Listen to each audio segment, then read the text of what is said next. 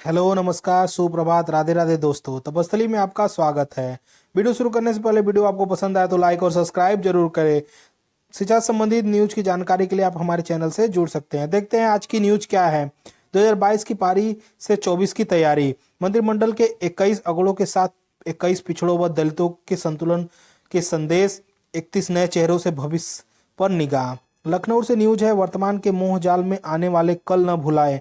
पूर्व प्रधानमंत्री अटल बिहारी वाजपेयी की इस कविता की ओर पंक्तियों की राह पर मुख्यमंत्री योगी आदित्यनाथ की लगातार दूसरी सरकार की नई पारी की लगातार शुरुआत होती दिख रही है। मंत्रिमंडल के जिस तरह 21 अगड़े और 21 पिछड़े के साथ 8 दलित व एक सिख मुस्लिम और अनुसूचित जाति के चेहरों के साथ सामाजिक समीकरण संतुलन बनाने की कोशिश की गई, उससे स्पष्ट हो गया है कि अटल बिहारी वाजपेयी का इकाना स्टेडियम प्रधानमंत्री नरेंद्र मोदी की मौजूदगी में 2022 के से शुरू हो रही है। योगी सरकार की दूसरी पारी में शामिल खिलाड़ियों पर सिर्फ अच्छे रन बनाने की जिम्मेदारी नहीं, बल्कि 2024 के लोकसभा चुनाव में जीत के लिए बेहद परफॉर्मेंस देने का भी जिम्मा है।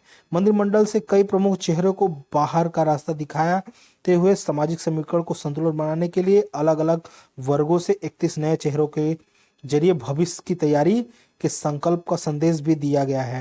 मंत्रिमंडल में सामाजिक, राजनीतिक और क्षेत्रीय सरोकारों के समीकरण के साथ पुराने व नए चेहरों के संतुलन से एजेंडा पर ज्यादा साहस व सक्रिय से काम करने का भरोसा भी जताया गया है। डॉक्टर दिनेश शर्मा सहित कई बड़े चेहरों को योगी सरकार की दूसरी पारी में जगह न देकर यह स्पष्ट कर दिया गया है कि बेदाग छवि के साथ नेतृत्व को 2024 के लिए नतीज देने वाले चेहरों को भी जरूरत है।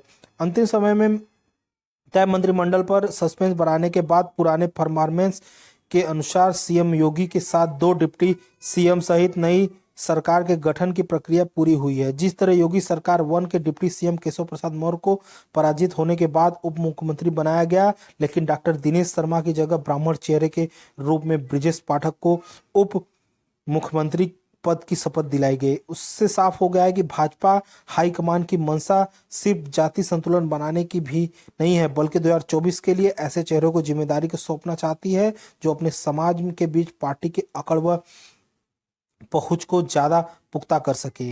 यही वह वजह रही है जिसके कारण तमाम बड़े और मंत्रिमंडल अभिन्न हिस्सा माने जा रहे चेहरे के 31 नए चेहरे को तवज्जो दी गई है। अनुभव को तो सम्मान दिया गया, लेकिन उत्साही लोगों को भी कुछ कर दिखाने का मौका देने की रणनीति का भी काम होता दिख रहा है। अगली न्यूज देखते हैं, चुनाव से संबंधित क्या है।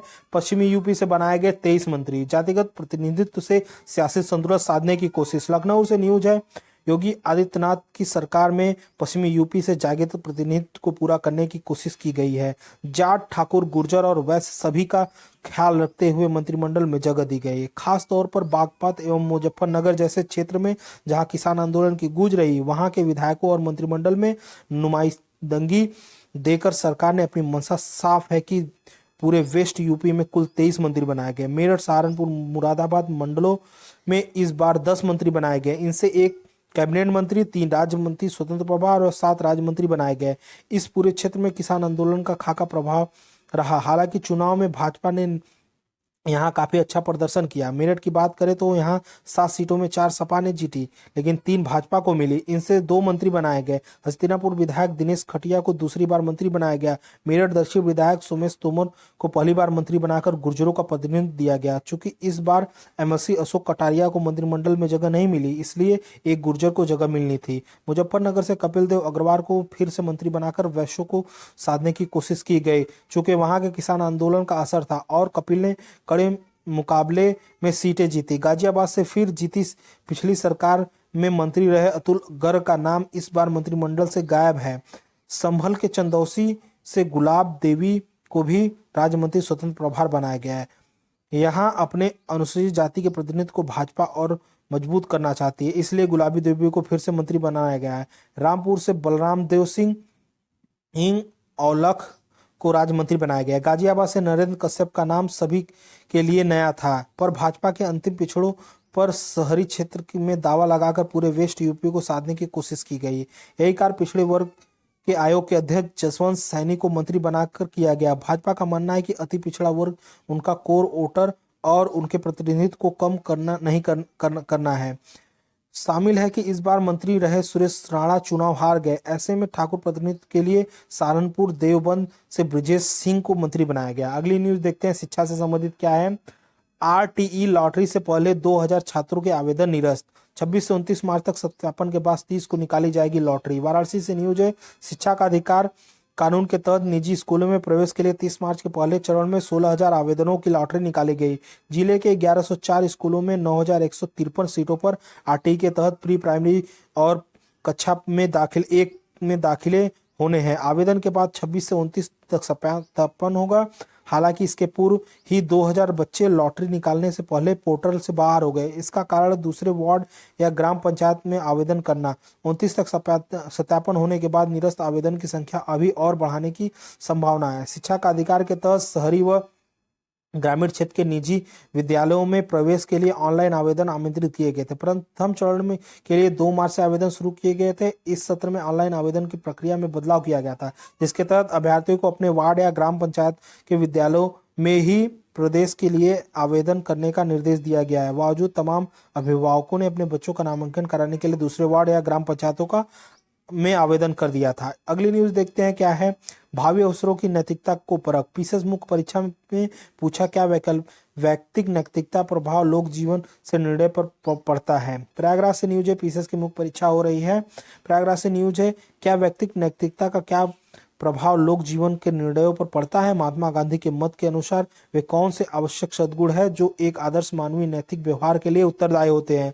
विवेचना कीजिए। पीसी 2021 की मुख्य परीक्षा में सामान्य अध्ययन चतुर प्रश्न पत्र के जरिए उत्तर प्रदेश लोक सेवा आयोग ने ऐसे तमाम प्रश्नों के जरिए प्रदेश के भावी अवसरों की नैतिकता को परखा है। शुक्रवार को सामान्य अध्ययन तृतीय एवं चतुर्थ प्रश्न पत्र, अब 27 मार्च को ऐच्छिक विषय के परीक्षा के साथ पीसीएस की मुख्य परीक्षा पूरी हो जाएगी। इस दिनों में बेरोजगारी का मुद्दा भी छाया हुआ है, सो पीसीएस मेंस में भी इस मुद्दे पर सवाल लिया गया है। सामान्य अध्ययन के तृतीय प्रश्न में बेरोजगारी के विभिन्न प्रकार क्या है, बेरोजगारी भारत में कैसी है, कैसे दूर किया जाए, सरकार के प्रयास क्या है, विभिन्न प्रयास को उल्लेख कीजिए। तृतीय प्रश्न पत्र में उत्तर प्रदेश से जुड़े सवाल भी पूछे गए। मसलन उत्तर प्रदेश के प्रमुख उद्योग के विकास पर चर्चा कीजिए, इसके विभिन्न चुनौतियों पर प्रकाश डालिए। उत्तर प्रदेश सरकार द्वारा 2020-21 बजट में शुरू की गई नई योजनाओं में राज्य की सामाजिक आर्थिक व्यवस्था पर पड़ने वाले प्रभाव की समीक्षा कीजिए। वही चतुर्थ प्रश्न पत्र जो नैतिक विकास का होता है उसमें बहुत सारे प्रश्न पूछे गए। अगली न्यूज देखते हैं क्या है। शिक्षा से संबंधित दूसरे दिन भी नहीं मिला कोई नकलची। यूपी बोर्ड की परीक्षा हो रही है, अब तक 12,746 अभ्यर्थी छोड़ चुके हैं परीक्षा। प्रयागराज से न्यूज है, यूपी बोर्ड की परीक्षा केंद्रों पर सख्ती असर दिख रही है। दूसरे दिन भी जिले में नकलची कोई नहीं पकड़ा गया। जिले में अब 12,746 अभ्यर्थी छोड़ती परीक्षा। इसमें हाई स्कूल के 6,553 विद्यार्थी शामिल हुए। इंटर के कुल आंकड़ों में 6,193 हैं। शुक्रवार को प्रथम पाली में हाई स्कूल पाली अरबी और फारसी विषय की परीक्षा थी। इंटर में संगीत, गायन, वादन और नृत्य विषय की परीक्षा। हाई स्कूल में इन विषयों के लिए कुल 53 परीक्षार्थी पंजीकृत थे। इसमें से 5 अभ्यर्थी ने परीक्षा छोड़ दी।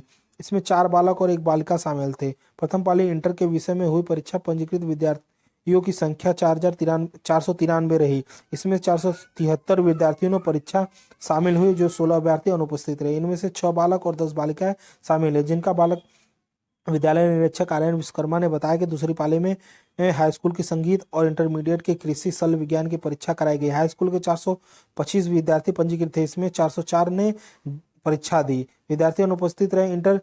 21 विद्यार्थी अनुपस्थित रहे। इंटरमीडिएट की 936 विद्यार्थी पंजीकृत थे, इसमें से 38 ने परीक्षा छोड़ दी। डीआईओएस की दूसरी पाली में 16 अभ्यर्थियों ने परीक्षा निरीक्षक, जब तक प्रथम पाली 4 केंद्रों को निरीक्षण किया गया। जिले के किसी भी केंद्र पर एक भी नकलची नहीं पकड़ा गया। अगली न्यूज देखते हैं क्या है। इलाहाबाद विश्वविद्यालय द्वितीय वर्ष के छात्र प्रमोट तृतीय वर्ष की ऑनलाइन परीक्षा।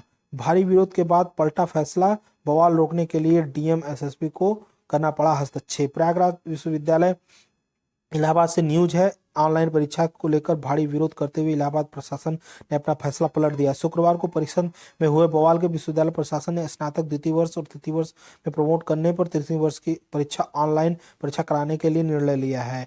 बवाल को रोकने के लिए डीएम एसएसपी ने सीधे हस्तक्षेप करना पड़ा। उच्च स्तरीय कमेटी की सिफारिश पर इलाहाबाद विश्वविद्यालय प्रशासन ने बृहस्पतिवार को निर्णय लिया कि स्नातक द्वितीय वर्ष तृतीय वर्ष की ऑफलाइन परीक्षाएं पहले सप्ताह में शुरू की जाएगी। इस निर्णय से भड़के छात्र शुक्रवार को कुलपति कार्यालय पर इकट्ठा हुए और सामूहिक आत्मदाह की धमकी देते हुए खुद को केरोसिन ऑयल छिड़क लिया। किसी भी बड़ी घटना की आशंका हड़कंप मचते हुए फायर ब्रिगेड की गाड़ी बुला ली गई। छात्रों पर पानी की बौछार की गई। मामले की गंभीरता को देखते हुए दोपहर 2 बजे के आसपास डीएम संजय कुमार खत्री और एसएसपी अजय कुमार पहुंचे। उन्होंने छात्रों को समझाया और शाम तक हित में कोई निर्णय लिया जाएगा, तब तक शांति बनाए रखें। शाम को डीएम एसएसपी छात्र छात्राओं के बीच दोबारा पहुंचे और इलाहाबाद प्रशासन ने निर्णय छात्रों को अवगत कराया कि अब परीक्षाएं ऑफलाइन ही होगी। ये थी आज की न्यूज। वीडियो आपको पसंद आए तो लाइक और सब्सक्राइब करें। शिक्षा संबंधित किसी भी जानकारी के लिए, किसी भी न्यूज के लिए आप हमारे चैनल से जुड़ सकते हैं। धन्यवाद।